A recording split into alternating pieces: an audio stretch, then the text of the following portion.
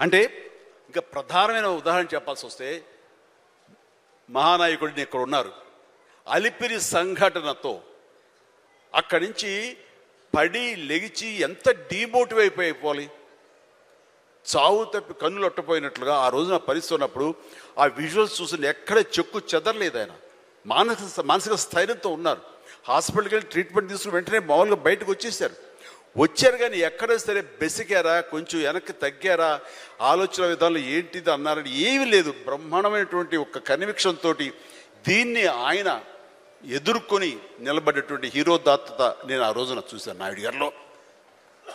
ఇలాంటివి వస్తుంటాయి, కానీ వీటిని మన కన్విక్షన్, మన నమ్మకం, మన మీద నమ్మకం ఖచ్చితంగా ముందుకు వెళ్ళిపోతుండాలి. మనల్ని ఆదరించే ప్రేక్షకులు లేదా రాజకీయంగా వస్తే ప్రజలు ఎప్పుడు మన యొక్క మంచిని, మనం చేసిన కృషిని, మన యొక్క ఇన్నర్ మన ఫీలింగ్ని, మన జెన్యూనిటీని, మన ఆనెస్టీని, నిజాయితీని ఖచ్చితంగా గుర్తించగలరు.